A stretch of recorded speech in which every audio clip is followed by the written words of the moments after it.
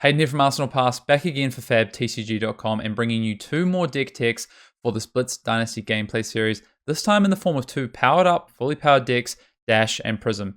Here are the decks.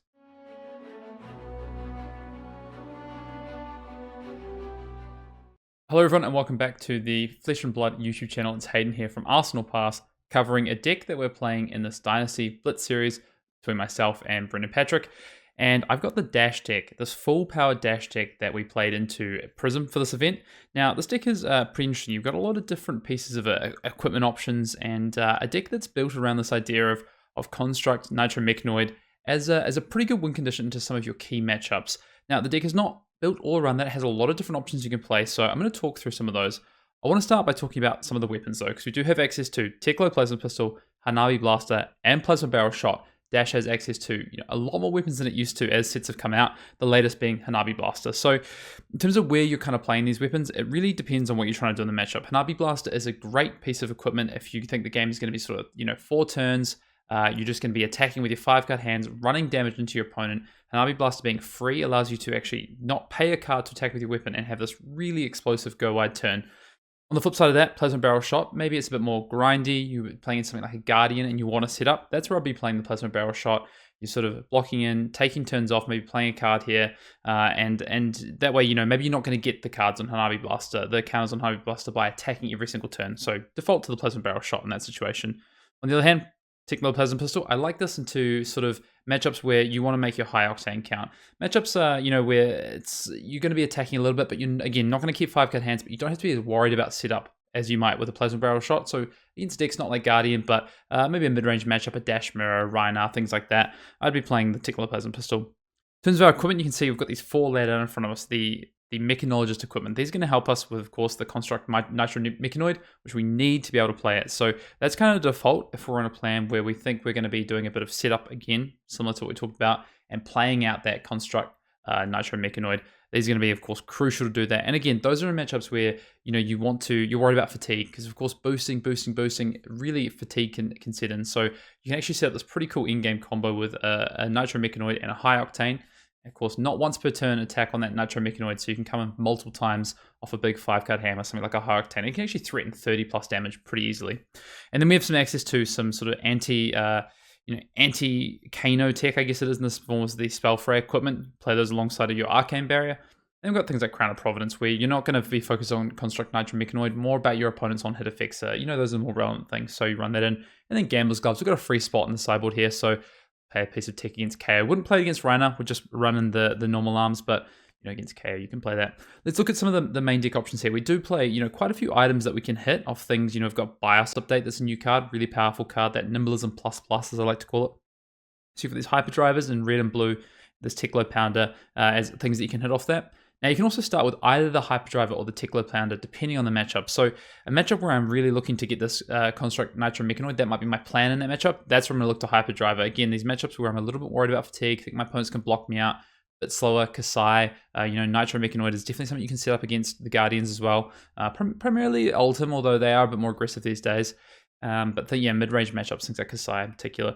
Teklo Pounder, when I'm just going, flat out Hanabi Blaster, Teklo Pounder, that's generally what I'll start with and just go for it.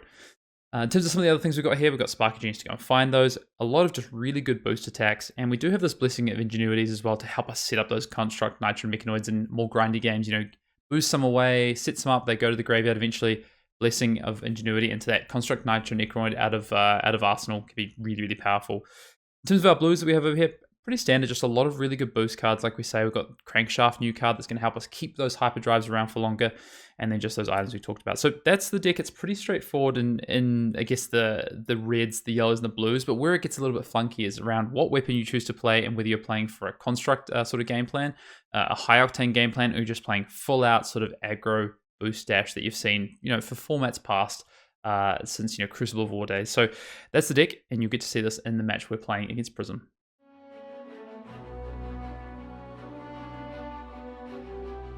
Hey everybody, Brendan Patrick here from Arsenal Pass, doing a quick deck tech on the Prism deck I played in Hayden and I's video series here on the Fab TCG YouTube channel. So first off, this is the fully powered Prism deck that I played. It is a split between both auras and heralds. We do have 6 light illusionist auras as well as 6 zero cost blue auras, just sort of the bread and butter of what makes Prism so powerful.